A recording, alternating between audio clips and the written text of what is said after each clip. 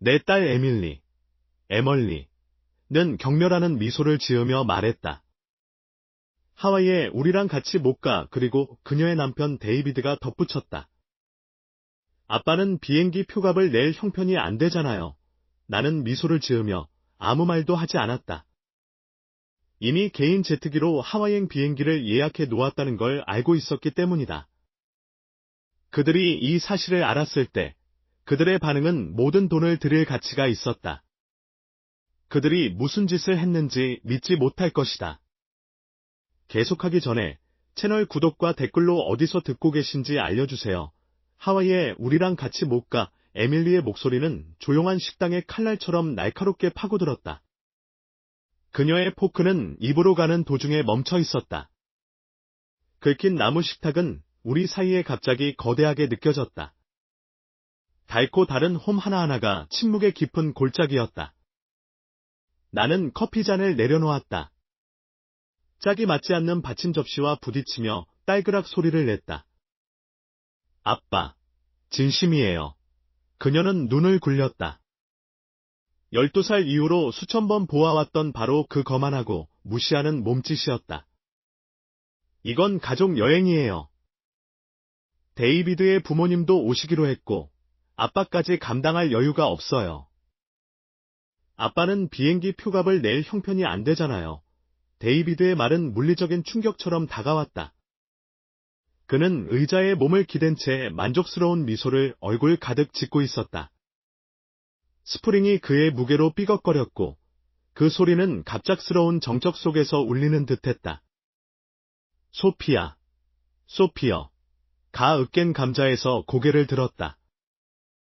12살짜리 얼굴에 혼란이 가득했다. 하지만 왜 할아버지는 못 와요? 할아버지도 가족이잖아요. 왜냐하면 에밀리는 내가 익숙하게 아는 날카로운 목소리로 말했다. 우리가 묵는 리조트가 하룻밤에 $800나 하거든. 비행기 값만 $1,500씩이야. 할아버지는 그런 돈을 감당할 수 없잖아요. 나는 미소 지었다. 정말로 미소 지었다. 내 입꼬리가 자연스럽게 올라가는 것이 나 자신조차도 놀라웠다. 이해한다. 나는 조용히 말했다. 데이비드의 만족감이 깊어지는 것을 지켜보며. 내 말이 맞아. 나는 그 돈을 감당할 수 없지. 제이커브은 접시 위에서 강낭콩을 이리저리 밀어놓고 있었다. 작은 목소리는 거의 들리지 않았다.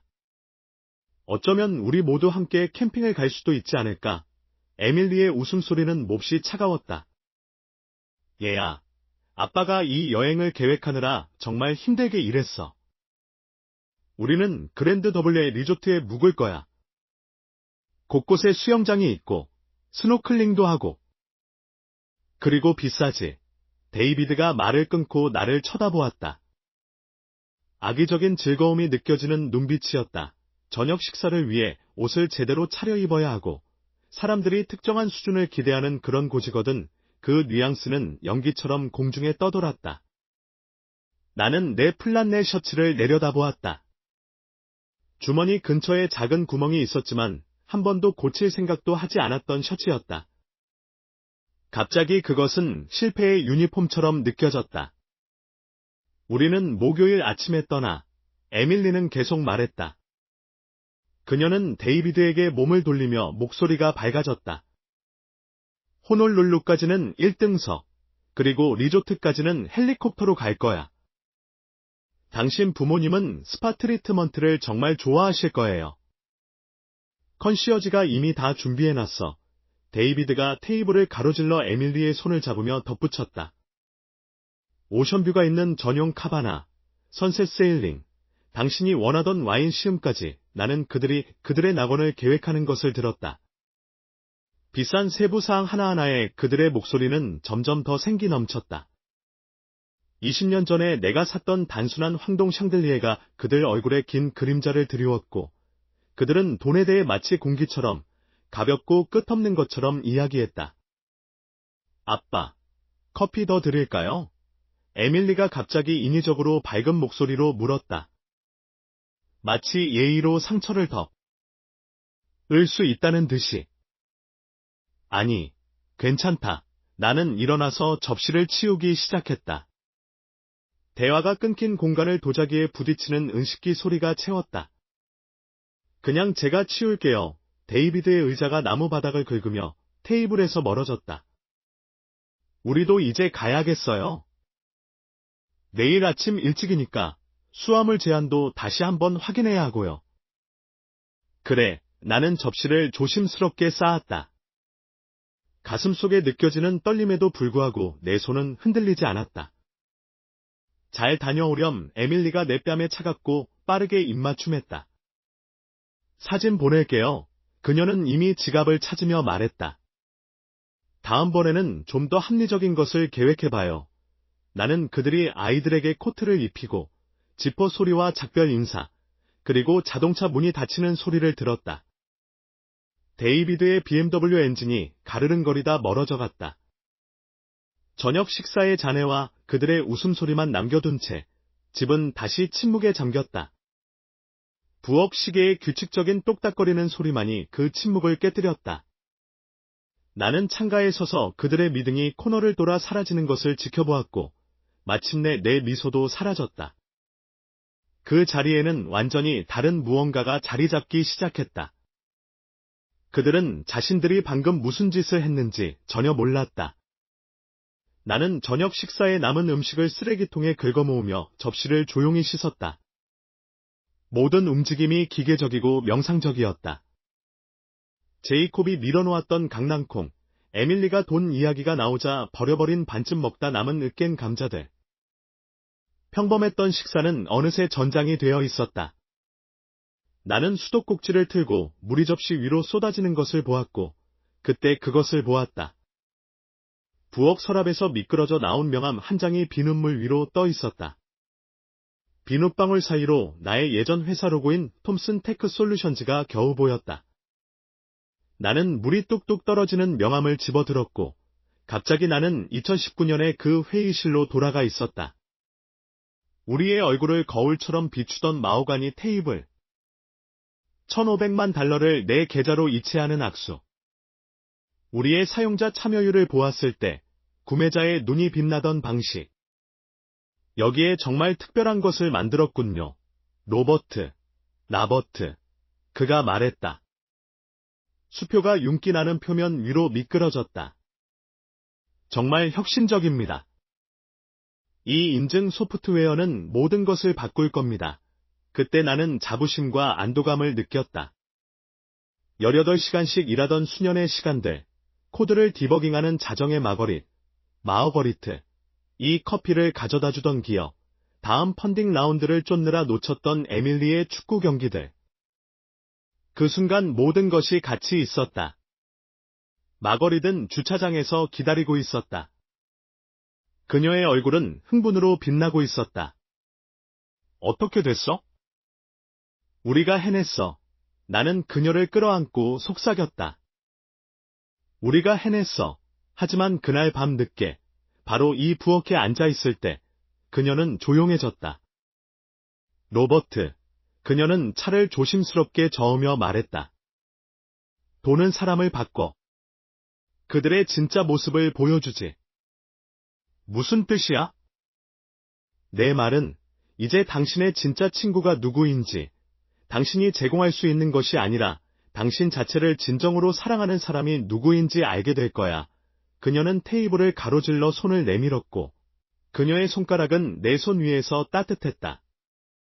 나에게 약속 하나 해줘. 그들이 그 사실을 바로 알게 하지 않겠다고 약속해줘. 그들의 진정한 마음을 먼저 보게 해줘. 그때 나는 웃었고, 그녀가 지나치게 조심한다고 생각했다. 하지만 마어거리트, 은 우리가 함께한 35년 동안 다른 모든 것에 대해 옳았다. 사업에 대해 옳았고, 사람들에 대해 옳았고, 겉모습에 대한 에밀리의 집착에 대해서도 옳았다. 암이 그녀를 데려간 지 3년, 우리 딸이 명품 핸드백과 휴양지로 가치가 평가되는 세상으로 더 멀리 표류하는 것을 지켜본 지 3년이었다. 데이비드의 모욕이 더 날카로워지고, 실패한 아버지에 대한 에밀리의 실망이 더 분명해지는, 점점 더 어색해지는 저녁 식사들이 3년 동안 이어졌다. 나는 가족은 다를 것이라고, 혈연이 통장 잔고보다 더 중요할 것이라고 기대했다. 오늘 밤은 마지막 시험이었고, 에밀리는 보기 좋게 실패했다. 나는 마거릿이 좋아했던 장미 무늬가 바랜 낡은 행주에 손을 닿고 나의 작은 사무실로 걸어갔다. 내 노트북은 요즘 기준으로는 구식이지만 투자를 확인하는 데는 충분했다. 브라우저를 열고 포트폴리오 대시보드로 이동해 숫자가 로드되는 것을 지켜보았다. 1520만 달러. 지난달보다 올랐다. 아이러니를 놓치지 않았다. 내가 감당하기에 너무 가난하다고 했던 에밀리의 하와이 전체 휴가 비용은 내 투자가 한 주에 벌어들이는 돈보다 적었다. 데이비드가 그렇게 우쭐대며 언급했던 개인 리조트 객실. 나는 원금을 건드리지 않고도 리조트 전체를 살 수 있었다. 나는 의자에 기대어 화면을 응시했다. 마거릿의 목소리가 내 기억 속에서 울렸다. 돈은 그들의 진짜 모습을 보여주지. 그래. 이제 나는 알았다. 문제는 내가 어떻게 할 것인가 였다. 나는 노트북을 닫고 어둠 속에 앉아 가슴 속에서 무언가가 굳어지는 것을 느꼈다. 더 이상 상처가 아니라 목적이었다. 그들은 로버트 톰슨을 알고 있다고 생각했다. 겸손한 집에서 근근히 살아가는 실패한 호랍이라고. 그들은 자신들이 방금 로버트 톰슨, 즉 무에서 유를 창조하고 수백만 달러에 팔아치운 사업가이자 전략가를 깨웠다는 것을 전혀 몰랐다. 에밀리는 행동에는 결과가 따른다는 것을 배워야 했다. 특히 가족에게 잔인하게 구는 행동에는 대가가 따른다는 것을. 그리고 데이비드는 사람에 대한 가정은 매우 위험할 수 있다는 것을 배워야 했다. 나는 갑자기 활력을 얻고 일어섰다. 마거릿이라면 이해했을 것이다. 그녀는 항상 말보다는 경험을 통해 가르치는 것을 믿었다. 에밀리가 어렸을 때 잘못을 저질렀을 때 그녀는 말로 하지 말고 행동으로 보여줘라고 말하곤 했다. 그래, 이제 그들에게 절대 잊지 못할 무언가를 보여줄 때였다. 커피 메이커는 여느 때처럼 오전 6시에 꼬르륵 소리를 내며 작동했다. 하지만 오늘 아침은 그 어떤 것도 일상적이지 않았다.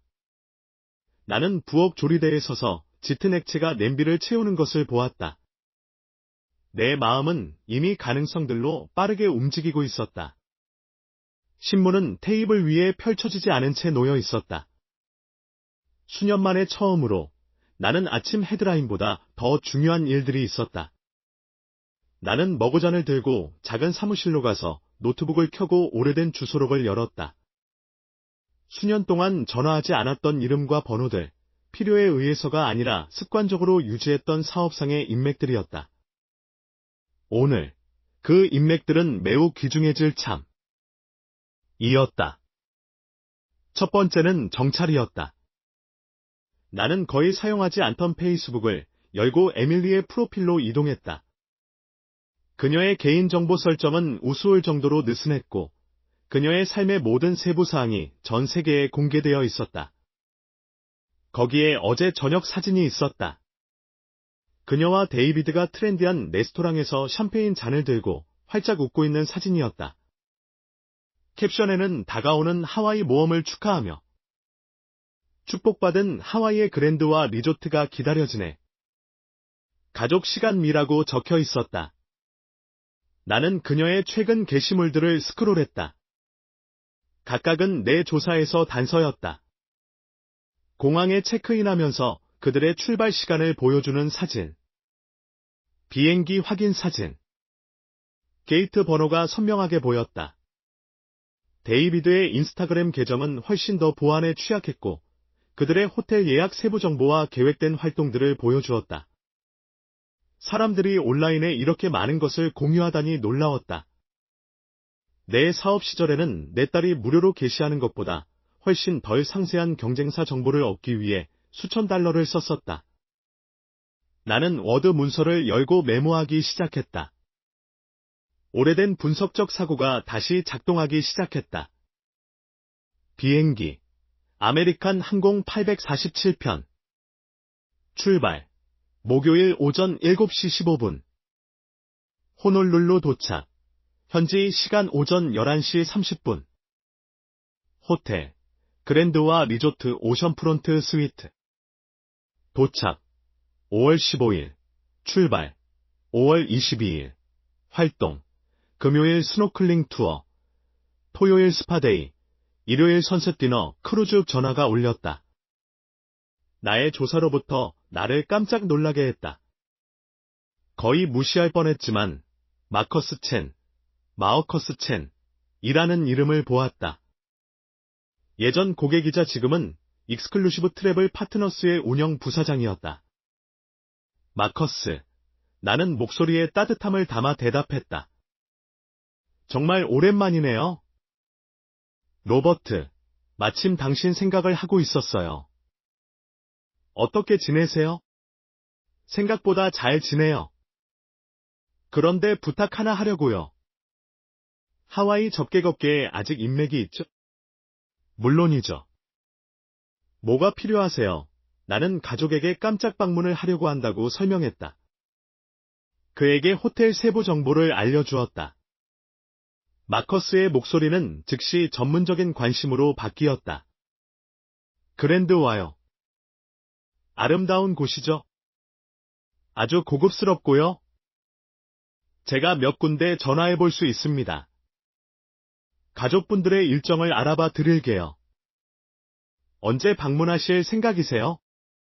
그들이 있는 주에 갈 거예요. 특별한 것을 조율하고 싶거든요. 맡겨주세요. 1시간 내로 다시 전화드리겠습니다. 그의 말대로 마커스는 53분 후에 다시 전화했다. 따님 가족은 나파타워 4012호 프리미엄 오션프론트 스위트에 있어요. 컨시어즈를 통해 여러 고급 여행 상품을 예약했더군요. 로버트, 물어봐야겠어요. 여기는 아주 비싼 곳입니다. 정말로. 마커스. 같은 호텔의 프레지덴셜 스위트를 같은 날짜로 예약하려면 얼마 정도 들까요? 다른 쪽에서 침묵이 흘렀다. 로버트, 그랜드와의 프레지덴셜 스위트는 하룻밤에 약 12,000달러입니다. 일주일이면 감당할 수 있습니다. 또 다른 건요? 만약 확실하게 인상을 남기려면 교통편이 필요하겠죠? 가족분들은 공항에서 일반 셔틀을 이용하고 있습니다. 하지만 저희는 리조트까지 헬리콥터로 직접 이동하는 것을 마련해 드릴 수 있습니다. 훨씬 더 극적일 겁니다. 완벽해요. 그렇게 진행해 주세요. 전화를 끊고 나는 내 메모를 응시했다. 계획이 구체화되고 있었다. 하지만 아직 한 가지 요소가 더 필요했다.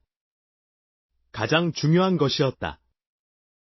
나는 에밀리와 데이비드가 나의 재정 상태에 대해 얼마나 틀렸는지 정확히 이해할 수 있도록 멋지게 도착해야 했다. 나는 개인 제트기 포틀랜드에서 하와이를 구글링하고 전화를 걸기 시작했다. 처음 새 회사는 내가 시간을 낭비하고 있다고 생각하는 듯했다. 나의 겸손한 목소리와 단순한 질문들은 진지한 고객처럼 들리지 않았다. 하지만 네 번째 회사인 플래티넘 에이베이션은 나를 수석 컨설턴트에게 연결해 주었고, 그는 내 요구사항을 귀에 깊게 들었다. 사이테이션 X 플러스는 한 번의 급유로 비행할 수 있고요. 아니면 걸프스트림 G650, 걸프스트림 G650도 이용 가능합니다. 이건 직항으로 갈 수 있습니다. 사이테이션은 왕복 45,000달러이고 걸프스트림은 68,000달러입니다. 나는 잠시 멈춰서 그 금액이 머릿속에 각인되도록 했다. 에밀리의 전체 휴가 비용은 두 옵션 중 어느 것의 절반도 되지 않았다. 상담 예약을 하고 싶습니다. 나는 말했다. 가능하다면 오늘로요. 물론입니다. 저희는 피덱스의 이그제큐티브 에이베이션 터미널, 이그제큐티브 에이베이션 터미널에 있습니다. 2시 괜찮으시겠습니까? 완벽합니다. 나는 전화를 끊고 의자의 등을 기댔다. 아드레날린이 혈관을 타고 흘렀다. 이것이 정말 현실이 되고 있었다. 수년간 성공을 숨기고 검소하게 살면서 에밀리와 데이비드가 점점 더 나를 경멸하게 만든 후, 나는 가능한 가장 극적인 방법으로 진실을 드러내려 하고 있었다. 마거릿은 이 아이러니에 웃었을 것이다. 당신은 늘 극적이었지. 그녀는 말했을 것이다.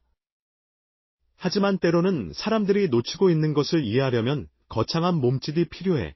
나는 노트북을 닫고 샤워하러 향했다. 이제 실망스러운 아버지 로버트 톰슨이 아닌 성공한 사업가 로버트 톰슨이 되는 법을 다시 일깨울 시간이었다. 그랜드와 리조트, 그랜드 WA 리조어트는 무슨 일이 벌어질지 전혀 몰랐다. 플래티넘 에비에이션의 번호를 누르자 전화기가 내 손에서 무겁게 느껴졌다. 더 이상의 조사도, 계획도 없었다. 지금 이 순간, 아이디어가 현실이 되는 순간이었다. 플래티넘 에비에이션입니다. 세러입니다. 안녕하세요. 사라 씨, 로버트 톰슨입니다. 하와이 개인 전세 서비스에 대해 아까 전화드렸습니다. 톰슨 씨, 오늘 2시에 상담 예약해드렸습니다. 오실 수 있겠습니까? 사실, 시간을 좀 앞당길 수 있을까 해서요. 바로 예약하고 싶습니다. 잠시 침묵이 흘렀다. 알겠습니다. 11시에 제임즈 가 고객님을 만날 수 있도록 하겠습니다. 저희 수석 항공 컨설턴트입니다. 나는 시계를 확인했다. 오전 9시 47분. 공항까지 운전해서 제대로 처리하기에 충분한 시간이었다. 완벽합니다. 그곳에서 뵙겠습니다. 포틀랜드 국제공항의 이그제큐티브 에비에이션 터미널은 일반 여객 터미널과는 완전히 다른 세상이었다. 군중도, 보안 검색대도 없었다. 가죽 가구와 커피다운 커피 맛이 나는 조용한 건물뿐이었다.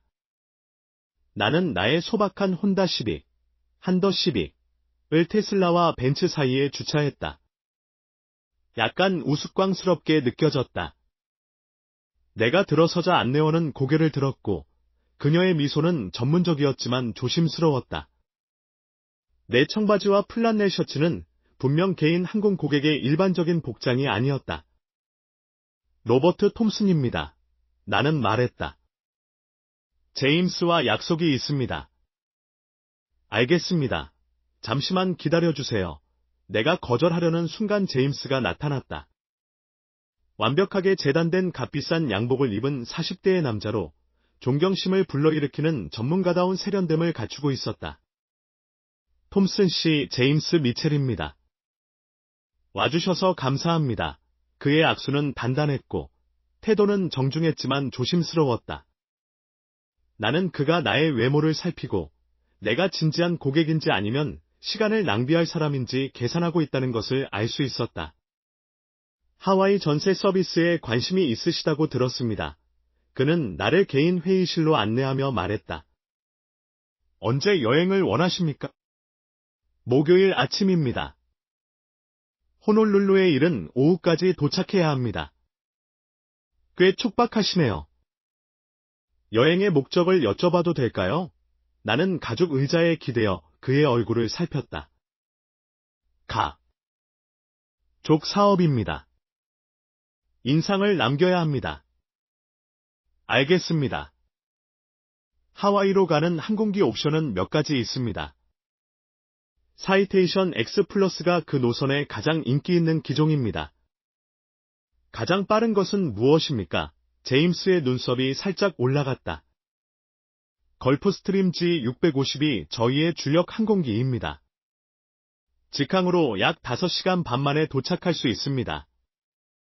매우 편안하고 최대 14명의 승객을 태울 수 있습니다. 목요일 출발해서 다음 주에 돌아오는 비용은 $68,000입니다. 나는 지갑에서 검은색 아메리칸 익스프레스 카드를 꺼내 우리 사이의 테이블 위에 놓았다. 제임스의 전체적인 태도가 바뀌었다. 이걸로 하겠습니다. 나는 간단히 말했다.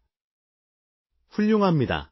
그의 목소리에는 새로운 존경심과 관심이 담겨 있었다.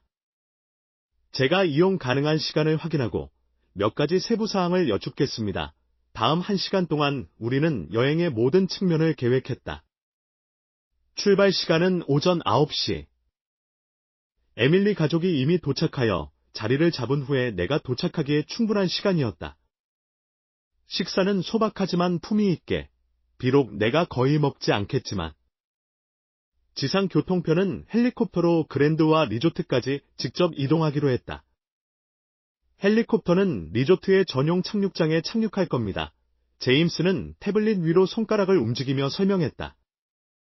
만약 그런 것을 원하신다면 매우 극적인 도착이 될 겁니다. 네. 바로 그겁니다. 호텔 컨시어지와 조율해야 할 겁니다. 거기에 예약해 두셨습니까?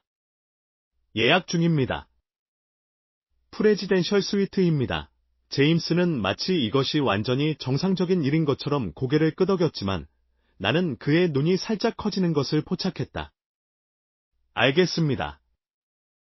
헬리콥터 착륙장에서 호텔까지 직접 모실 수 있도록 지상 교통편을 준비해 두겠습니다. 서류 작업은 놀라울 정도로 간단했다. 68,000달러 신용카드 승인. 많은 사람들이 1년에 버는 돈보다 많은 금액이 식료품 계산만큼이나 아무렇지 않게 청구되었다. 비행 명세서, 연락처, 비상 프로토콜. 톰슨 씨, 더 필요하신 것이 있습니까? 우리가 계약을 마무리하며 제임스가 물었다. 프라이버시입니다. 제가 도착하기 전까지는 가족이 제가 온다는 것을 모르게 하고 싶습니다. 알겠습니다. 비밀 유지 또한 저희의 핵심 서비스 중 하나입니다. 나는 마치 허물을 벗은 것처럼 그 건물을 걸어 나왔다. 직원들의 정중한 고갯짓, VIP 대우, 대부분의 사람들이 차 한 대 값으로 쓰는 것보다 더 많은 돈을 단 한 번의 비행에 쓰는 것에 대한 무심한 수용. 그것은 소박한 외모 아래에 내가 정말 어떤 사람인지 상기시켜 주었다. 집으로 운전하는 동안 내 전화기는 확인 메시지들로 윙윙거렸다. 비행 일정, 마커스로부터의 호텔 예약, 헬리콥터 이동 확인. 각각의 알림은 이 계획을 더 현실적이고 돌이킬 수 없게 만들었다. 에밀리와 데이비드는 나를 알고 있다고 생각했다. 그들의 비싼 생활 방식을 감당할 수 없는 가난한 노인으로 나를 치부할 수 있다고 생각했다. 그들은 자신들이 방금 그들에게 절대 잊지 못할 교훈을 보장했다는 것을 전혀 몰랐다. 나는 내 차를 차고에 넣으며 지난 3년간 나의 피난처였던 작은 집을 바라보았다. 여전히 집이었고, 여전히 편안했지만 더 이상 숨는 곳처럼 느껴지지 않았다.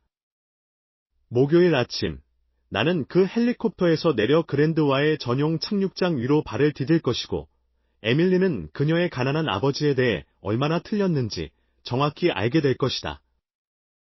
이제 유일한 질문은 그녀가 그 경험으로부터 무언가를 배울 것인지, 아니면 이것이 단순히 가족 역사상 가장 비싼 내가 말했잖아가 될 것인지였다. 어느 쪽이든 모든 달러를 들일 가치가 있을 것이었다. 조용히 이틀이 지나고 준비를 마쳤다. 나는 옷을 차곡차곡 접었고 몇 년 전 마거리디 선물해준 가죽 서류 가방에 여행 서류들을 정리했으며 비행 확인을 3번째로 다시 확인했다. 여행 가방은 내 침대 위에 마치 약속처럼 펼쳐져 있었다. 캐주얼한 휴가용 셔츠, 편안한 걷기용 신발, 에밀리가 상상하는 절박한 계획이 아닌 한 남자가 진정한 휴가를 떠날 때 가져가는 종류의 옷들이었다. 내 진정성 있는 오후를 가르며 차 문이 쾅 닫히는 소리가 들렸다.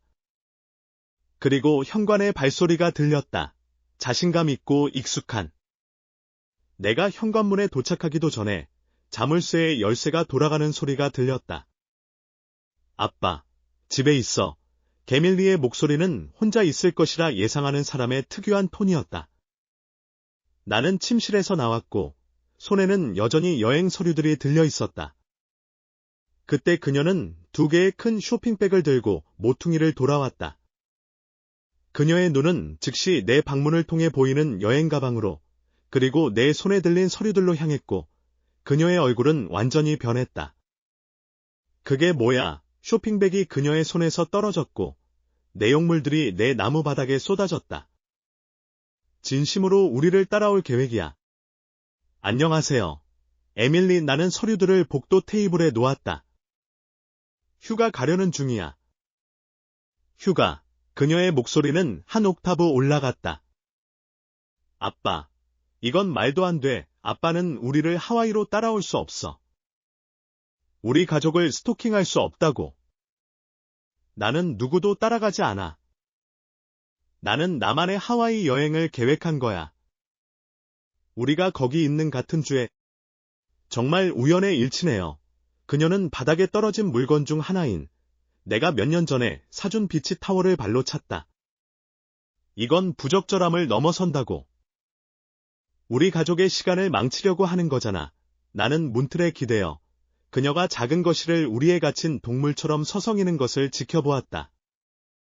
에밀리, 태평양은 꽤 넓어. 우리가 서로 길을 건너는 일 없이도 둘 다 즐길 수 있을 거야. 말도 안 되는 소리 하지 마. 하와이가 그렇게 크지 않다는 거 아빠도 알잖아. 그리고 아빠는 우리가 어디에 묵는지 정확히 알지. 맙소사. 데이비드. 부모님은 어떻게 생각하실까? 사람들이 뭐라고 하겠어? 뭐라고 하다니? 아빠가 눈치 없는 절박한 노인처럼 나타나는 것에 대해서. 그녀는 말하면서 손을 허공에 휘저었고 잔인한 단어 하나하나에 힘을 주었다. 한심해. 아빠. 아빠는 이런 행동을 하기에는 너무 늙었고, 솔직히 아빠가 상상하고 있는 그 초라한 여행을 감당하기에는 너무 가난해.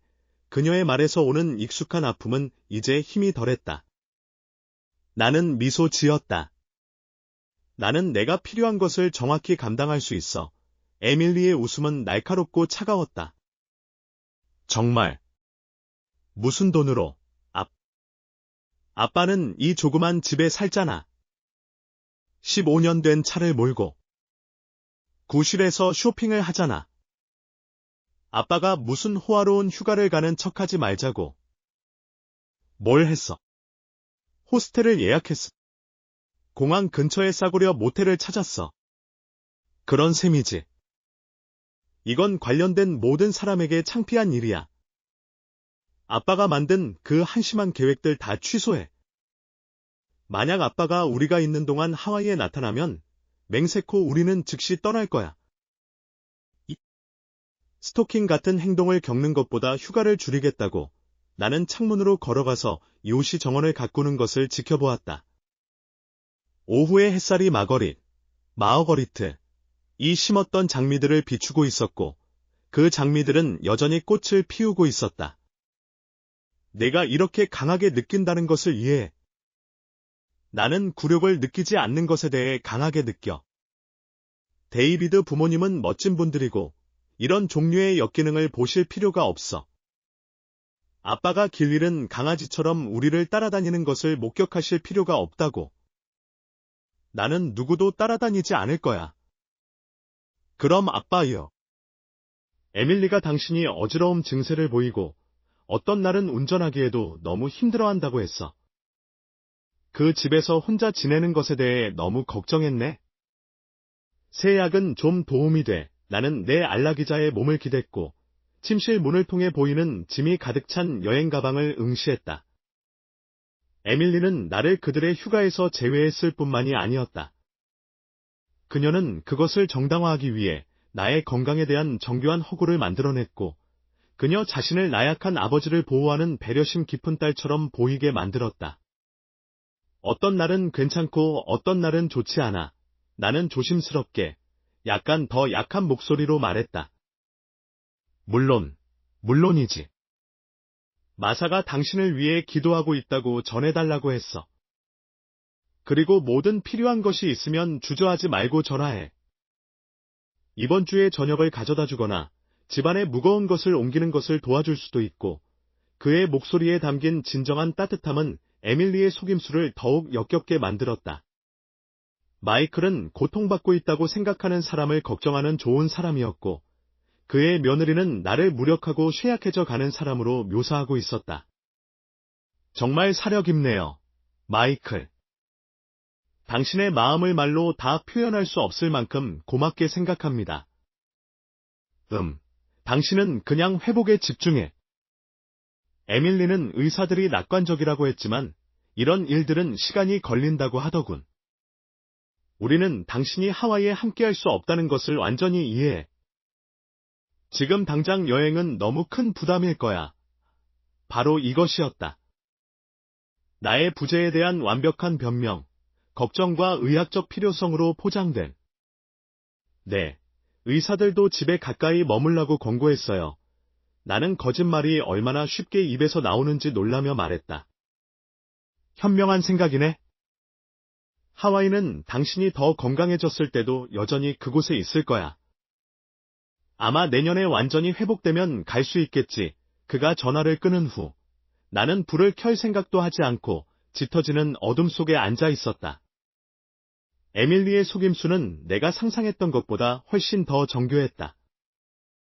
그녀는 나를 잔인하게 거절했을 뿐만이 아니었다. 그녀는 그녀 자신을 병든 아버지를 돌보는 헌신적인 딸로, 악당 대신 피해자로 묘사하는 완벽한 이야기를 꾸며냈다. 나는 그녀가 다른 누구에게 이 말을 했을지 궁금했다. 우리 주변에 얼마나 많은 사람들이 이제 병든 아버지를 둔 불쌍한 에밀리, 가족 활동에 그녀의 아버지를 포함시킬 수 없는 부담을 가진 에밀리를 동정하고 있을까? 몇 달 동안 소식을 듣지 못했던 가족, 친구들에게서 얼마나 많은 위로 카드나 걱정하는 전화가 올까? 나를 덮친 분노는 저녁 식사 때의 대치에서 느꼈던 상처와는 달랐다. 이것은 차갑고 계산적인 분노였다. 에밀리는 단순히 잔인했던 것이 아니었다. 그녀는 자신을 고결하게 보이게 만드는 거짓말로 자신의 흔적을 덮는 전략적인 잔인함을 보였다. 하지만 그녀는 또한 나에게 예상치 못한 선물을 안겨주었다. 내가 건강하고 자신감 있는 모습으로 하와이에 나타나 개인 헬리콥터에서 내려 리조트 착륙장에 발을 디딜 때 그녀의 속임수는 화려하게 무너질 것이다. 모든 이가 에밀리가 정말 어떤 사람인지 정확히 보게 될 것이다. 나는 전화를 들고 연락처를 훑어보며 앞으로 며칠 동안 나의 회복을 기원하는 전화가 올 사람들을 머릿속에 메모했다. 전화하게 내버려둬 에밀리의 거짓말이 그녀가 원하는 만큼 멀리 퍼지게 놔둬. 거짓말이 클수록 그 붕괴는 더 화려할 테니까. 나는 여행 가방을 현관복도로 옮겨 문 옆에 놓았다. 내일 일은 출발을 위해 준비된 것이었다. 내 전화기는 차량 서비스로부터 마지막 확인 문자로 윙윙거렸다. 오전 7시에 이그제큐티브 에비에이션 터미널로 픽업 예약. 에밀리는 자신이 꾸며낸 병든 아버지로 자신을 보호하고 있다고 생각했다.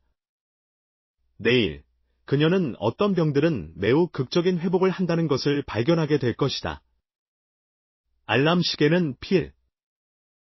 요 없었다. 나는 오전 5시 30분에 잠에서 깼고, 내 몸은 기대감으로 가득 차 있었다. 오늘은 에밀리가 사람에 대한 가정이 얼마나 위험하게 틀릴 수 있는지를 배우게 될 날이었다. 내가 샤워하고 옷을 입는 동안 커피는 우려지고 있었다. 카키색 바지에 폴로 셔츠. 내가 원할 때까지는 눈에 띄지 않을 종류의 절제된 옷이었다. 나는 체계적으로 아침 식사를 했다. 오트밀, 신선한 과일, 오렌지 주스. 아주 흥미로운 하루가 될 연료였다. 차량 서비스는 정확히 7시에 도착했다. 화려하지 않지만 품위 있는 검은색 세단이었다. 운전사는 말없이 고개를 끄덕이고 내 여행 가방을 실었다. 우리는 포틀랜드의 조용한 아침 거리를 지나 에밀리가 그녀의 정돈된 삶을 사는 동네를 지나 내가 진정한 삶을 시작할 공항으로 향했다. 이그제큐티브 에비에이션 터미널은 주 여객 터미널과는 다른 세상이었다. 군중도, 줄도, 허둥대는 여행객들도 없었다. 그저 조용하고 효율적이며 절제된 고급스러움만이 있었다. 안내원은 내 이름을 부르며 맞이했다. 안녕하세요. 톰슨 씨, 고객님의 항공기는 출발 준비가 되었습니다. 최종 서류 작업을 하는 동안 커피 한 잔 하시겠습니까? 그러면 좋겠습니다. 그녀는 제대로 된 사기 컵을 건네주었다. 일회용 항공사 컵이 아니었고, 커피 맛이 정말 커피 같았다. 진짜 크림과 설탕이 작은 은쟁반에 담겨 나왔다. 톰슨 씨, 깔끔한 제복을 입은 여성이 다가왔다. 저는 사라 모리슨, 세러 모러선, 기장입니다. 오늘 고객님을 호놀룰루로 모실 겁니다. 그녀는 활주로를 가로질러 아침 햇살 아래서 매끈하고 하얗게 빛나는 사이테이션 X 플러스, 사이테이션 X 플러스로 나를 안내했다. 내가 본 가장 큰 개인 제트기는 아니었지만 존재감을 드러내기에는 충분했다. 대부분의 사람들이 한 달 동안 버는 것보다 운영비가 시간당 더 많이 드는 종류의 항공기였다. 고객님을 현지 시간으로 오후 2시까지 호놀룰루에 모시겠습니다. 모리슨 기장이 비행기 계단을 오르며 설명했다. 비행 시간은 약 5시간 40분입니다. 전 비행 내내 날씨가 완벽할 것 같습니다. 내부는 영업 컨설턴트가 약속했던 모든 것이었다. 완전히 뒤로 젖혀지는 크림색 가죽 좌석, 광택 있는 나무 장식, 8명이 편안하게 앉을 수 있지만 오늘은 단 한 명만이 탈 객실. 승무원인 자넷, 제니트, 이라는 전문적인 여성이 이륙 전에 샴페인을 권했다. 지금은 커피만 주세요. 나는 대부분의 사람들의 차보다 더 비쌀 것 같은 가죽 좌석에 앉으며 말했다. 이륙은 속삭이듯 부드러웠다. 우리가 맑은 오리건 하늘로 올라가자 포틀랜드가 아래로 사라졌다. 아래로 에밀리와 데이비드가 그들의 소박한 중산층 삶을 사는 동네들이 보였다. 그녀의 가난한 아버지가 3만 피트 상공에서 그들을 내려다보고 있다는 것을 전혀 모른 채 자넷은 진짜 도자기에 점심을 차려주었다. 레몬과 허브를 곁들인 연어, 구운 채소, 직접 만든 듯한 비네그레트 드레싱이 뿌려진 작은 샐러드였다. 나는 태평양이 끝없이 푸르게 펼쳐진 아래를 보며 월스트리트 저널을 읽으면서 천천히 식사했다. 커피 더 드릴까요? 톰슨 씨. 부탁해요. 이것이 다른 사람들이 사는 방식이었다. 에밀리가 내가 절대 속할 수 없다고 생각했던 방식이었다. 보안 검색대도, 비좁은 좌석도, 기침하고 코 고는 다른 승객도 없었다. 그저 조용한 고급스러움과 전문적인 서비스만 있었다. 지쳐서 도착하는 대신 상쾌하게 도착하는 종류의 여행이었다.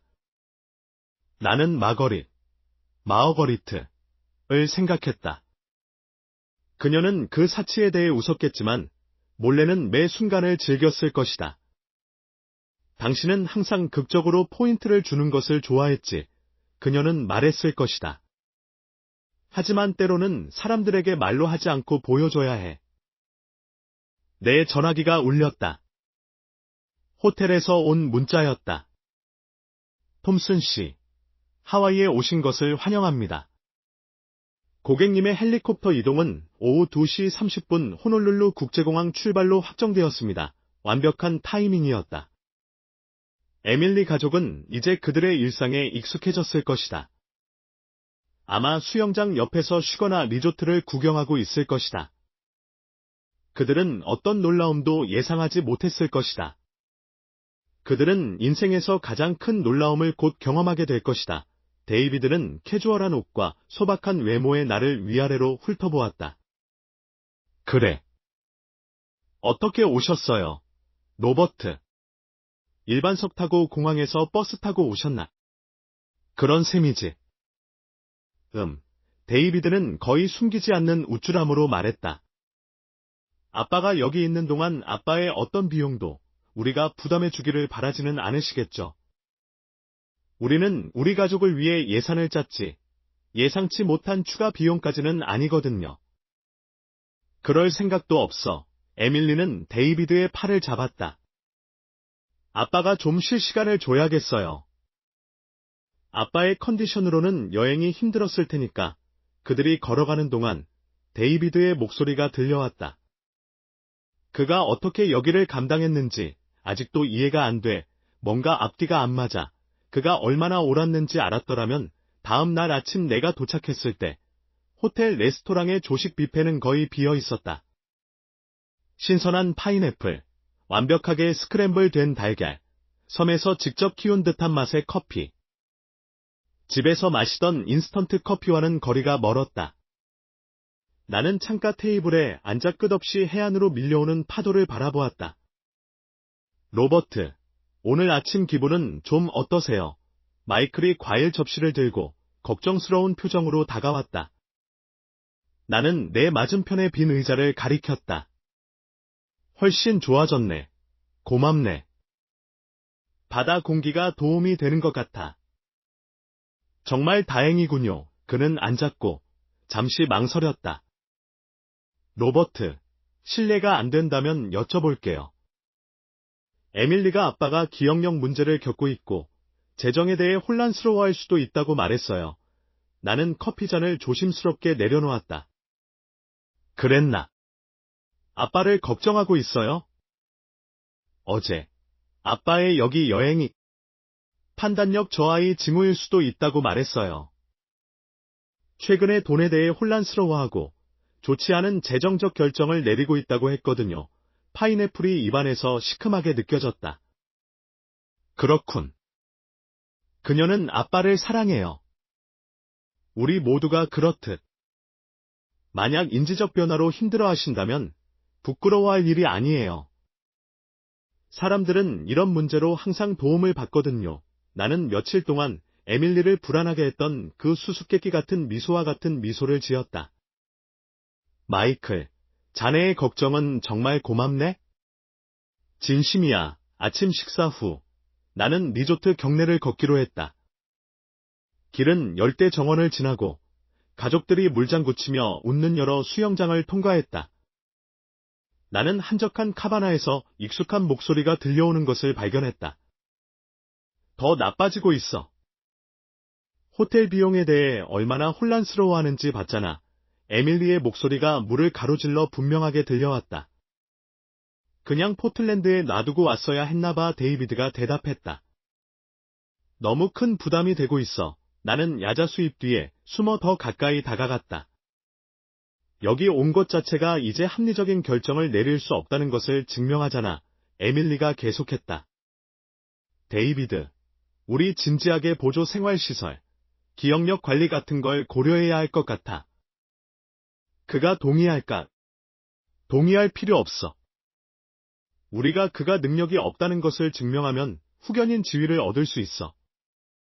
그러면 우리가 그를 위해 재정적 결정을 내릴 수 있게 돼. 그의 집은 팔아야지. 그 돈으로 그의 치료 비용을 충당하고. 별 가치가 없지만 시설 비용에 도움이 될 거야. 내 피가 차갑게 식었다. 그들은 단순히 나를 버리려고 계획하는 것이 아니었다.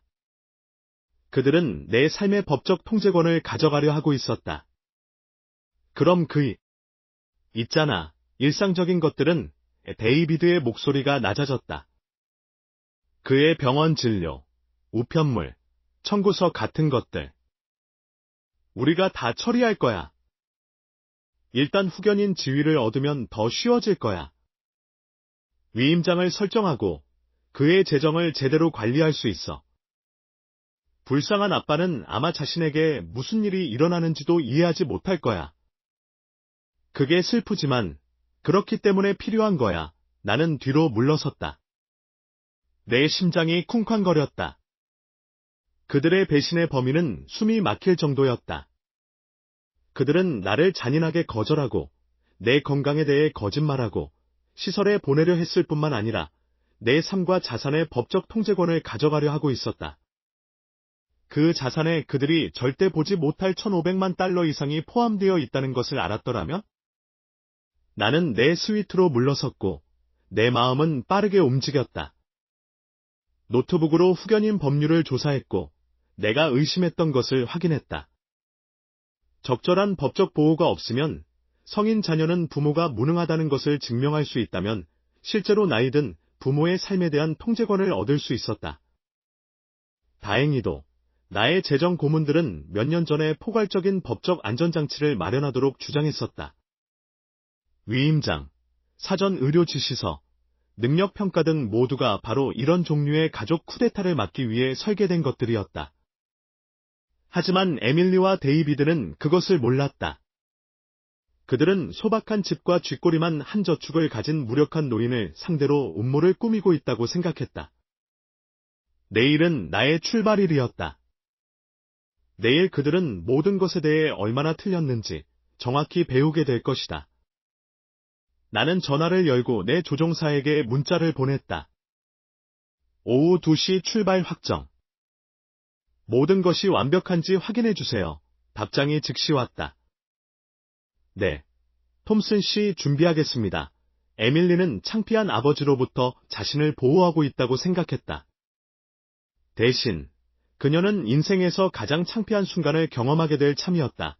다음 이틀은 조심스러운 회피와 관찰의 연속이었다. 나는 에밀리 가족과의 접촉을 최소화하기 위해 식사와 수영장 방문 시간을 조절했다. 그들이 내가 감당하기에는 너무 가난하다고 여겼던 바로 그 호화로운 휴가를 즐기는 것을 멀리서 지켜보았다. 어제 오후, 그들의 부모가 스파에 있는 동안 호텔 게임룸에서 소피어와 제이컵을 만났다. 아이들은 진심 어린 흥분으로 나에게 달려왔다. 할아버지, 우리랑 에어하키 할래요. 어젯밤 저녁 식사 때 할아버지가 보고 싶었어요. 제이콥이 덧붙였다. 엄마가 할아버지가 피곤하다고 했어요. 오늘은 좀 괜찮아졌어. 나는 소피아의 게임 테이블 도전을 받아들이며 말했다. 너희들의 휴가에 대해 말해줘. 뭐가 제일 좋았어? 스노클링이요. 소피아의 얼굴이 환해졌다. 바다거북도 보고 제이콥은 바디서핑도 배웠어요. 정말 좋았겠네. 할아버지와 재미있게 놀고 있니? 마이클 할아버지가 나한테 포커하는 법을 가르쳐줬어요. 제이콥이 비밀스럽게 속삭였다. 하지만 엄마한테는 말하지 마세요. 모든 것에도 불구하고 나는 웃었다. 이 아이들은 이 모든 일에 아무런 죄가 없었다. 내일 무슨 일이 벌어지든 나는 그들이 부모의 실수로 인해 상처받지 않도록 할 것이다. 할아버지, 소피아가 조용히 말했다. 진짜 아파요. 엄마는 할아버지가 아프다고 계속 말하는데 나한테는 괜찮아 보여요. 너는 어떻게 생각하는데? 나는 할아버지가 슬프다고 생각해요. 아픈 게 아니라. 슬퍼. 다른 종류의 슬픔 아이들은 어른들이 놓치거나 무시하기로 선택하는 진실을 보았다. 오늘 아침, 나는 마이클과 마어서와 다시 아침 식사를 했다. 그들은 내가 그들의 해변 산책에 함께해야 한다고 주장했다.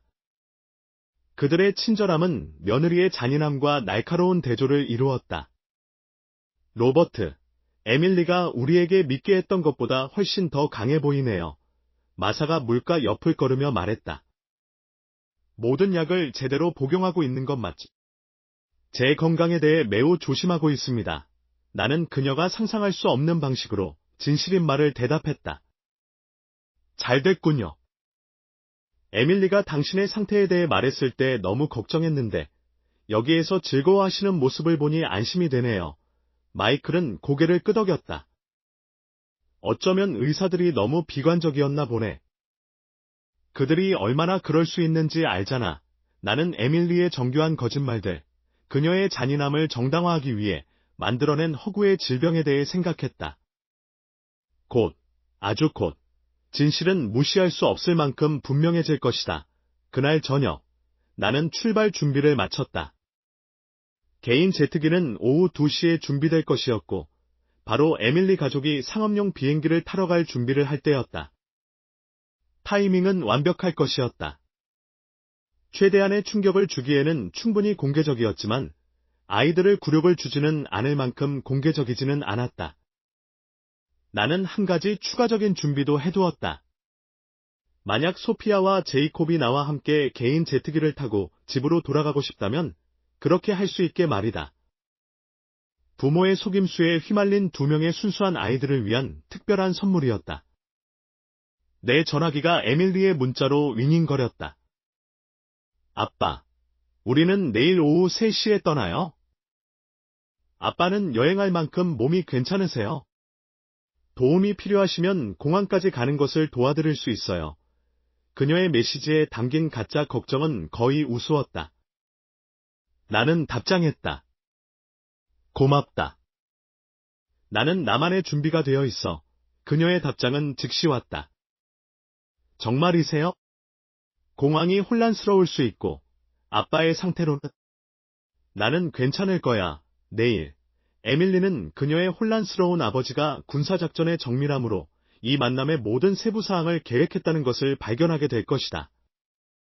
그녀는 사람에 대한 가정이 매우 위험할 수 있다는 것을 배우게 될 것이다. 나는 마지막으로 여행 가방을 쌌고 내일 입을 옷은 남겨두었다. 캐주얼하면서도 위험 있는 백만장자가 개인 제트기로 여행할 때 입을 만한 종류의 복장이었다. 마지막 시험은 끝났다. 에밀리는 보기 좋게 실패했다. 이제는 심판의 시간이었다. 내가 싱글 여행 가방을 들고 내려왔을 때 호텔 로비는 체크아웃 혼란으로 붐볐다. 에밀리 가족은 컨시어지 데스크 근처에 모여 그들의 상업용 비행기를 위한 택시 예약을 조율하고 있었다. 아빠, 타이밍 딱이네요. 에밀리가 인위적인 발음으로 외쳤다. 내 차가 곧 올 거야. 나는 시계를 확인하며 말했다. 에밀리가 찌푸렸다. 차요? 비행기 타고 집에 가는 거 아니었어요. 나는 다른 준비가 되어 있어. 데이비드가 비웃었다. 제발 싸구려 항공사를 예약한 건 아니겠죠. 창문을 통해 검은색 세단이 나타났다. 제복을 입은 운전사가 데스크로 다가왔다. 톰슨 일행. 접니다. 나는 말했다. 에밀리는 그 고급 차량을 쳐다보았다. 아빠, 저거 비싼 차량 서비스잖아요. 사실, 내 조종사가 나를 기다리고 있어. 로비가 얼어붙었다. 데이비드가 거칠게 웃었다. 아빠의 조종사. 로버트.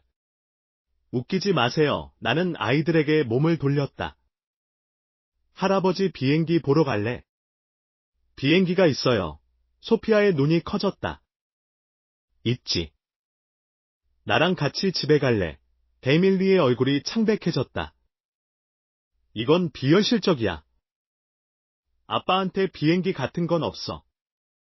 그럼 보러 가자. 나는 간단히 말했다. 20분 후. 우리의 행렬은 이그제큐티브 에비에이션 터미널에 도착했다. 창문을 통해 나의 사이테이션 X 플러스, 사이테이션 X 플러스가 활주로에서 빛나고 있었다. 승무원들이 차렷 자세로 서 있었다. 침묵이 흘렀다. 그리고 에밀리가 속삭였다. 맙소사, 데이비드의 턱이 툭 떨어졌다. 저건 6천만 달러짜리 비행기잖아. 나는 전세로 빌리는 거야. 나는 내리면서 말했다. 그게 더 경제적이지. 모리슨 기장이 다가왔다. 안녕하세요. 톰슨 씨 출발 준비되셨습니다. 우리가 비행기 계단을 오르는 동안 에밀리는 절박하게 외쳤다. 아빠, 잠깐만. 저희도 혹시 자리가 있을까요? 나는 몸을 돌려 그녀의 말을 기억했다. 아빠는 비행기 표값을 낼 형편이 안 되잖아요. 에밀리, 나는 부드럽게 말했다. 미안하지만 너희는 이 비행기를 탈 형편이 안 돼. 그녀의 얼굴이 일그러졌다. 죄송해요. 정말 죄송해요. 어떤 교훈은 경험을 통해 배우는 거야. 문이 닫히자 에밀리와 데이비드는 아래에 무력하게 서서 그들의 가난한 아버지가 창문에서 손을 흔드는 그들의 아이들과 함께 활주로를 이동하는 것을 지켜보았다.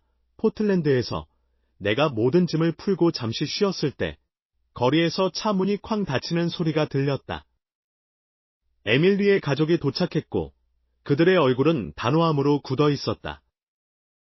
에밀리는 문을 박차고 들어왔다. 눈은 분노와 눈물로 붉게 충혈되어 있었다. 지금 이야기해야겠어요. 아이들을 씻기러 보낸 후 에밀리는 내 안락의자에 주저앉았다. 개인 제트기, 돈, 전부 다 설명해 주세요. 나는 소파에 앉았다. 2019년에 나는 내 기술 회사를 1,520만 달러에 팔았어. 완전한 침묵. 1,500만 달러요. 에밀리가 천천히 되풀이했다. 현재 순자산은 1,800만 달러야. 데이비드가 소파에 털썩 주저앉았다. 당신 100만 장 자였군요. 수차례가 넘지. 나는 검소하게 살았어. 너희 엄마가 부는 사람을 바꾼다고 믿었기 때문이야. 그녀는 내가 나 자체를 사랑하는 사람이 누구인지 발견하기를 바랐어. 마사가 먼저 말했다. 에밀리가 아빠가 아프고 재정적인 문제가 있다고 말했어. 나는 아프지 않았어. 그건 에밀리의 이야기였지. 에밀리의 얼굴이 하얗게 질렸다. 아빠는 모두에게 내가 혼란스러워하고 감독이 필요하다고 말했잖아. 아빠는 보조생활시설, 내 재정에 대한 후견인 지위를 계획했었어. 마이클의 얼굴이 분노로 붉어졌다. 에밀리, 너 우리한테 거짓말한 거야. 나는 아빠가 돈이 없고 치매에 걸릴지도 모른다고 생각했어요. 에밀리가 항변했다. 그래서 아빠의 삶을 통제하기로 결정했니? 마사의 목소리가 날카로웠다. 나는 침묵을 위해 손을 들었다. 에밀리, 너는 겉모습으로 내 가치를 판단했어. 나를 잔인하게 거절했고 내 건강에 대해 거짓말했으며 나를 시설에 보낼 계획까지 세웠어. 미안해요. 정말 미안해요. 나는 너를 용서한다. 하지만 용서가 결과를 없애지는 못해. 나는 그녀를 뚫어지게 쳐다보았다. 나는 내 유언장을 수정했어. 너의 상속은 소피아와 제이콥의 교육 신탁으로 갈 거야. 그들은 25살에 적절한 가치관을 증명하면 그것을 받게 될 거야. 에밀리가 울기 시작했다. 나를 빼는 거예요. 나는 돈이 단순히 통장 잔고가 아니라 인격을 형성하도록 하는 거야. 데이비드가 마침내 입을 열었다. 제가 모든 것에 대해 틀렸습니다. 죄송합니다. 고맙다. 너의 사과를 받아들인다. 아이들이 변화를 감지하고 나왔다. 소피아가 물었다. 할아버지, 부자예요? 할아버지는 편안하게 지낸단다. 아가야, 에밀리가 눈물을 닦았다. 우리 관계를 다시 만들 수 있을까요? 제가 더 나은 사람이 되도록 가르쳐 주실 수 있나요?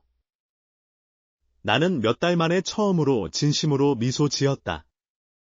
그것 참 마음에 드는군. 그들이 떠난 후 내 전화가 울렸다. 에밀리였다.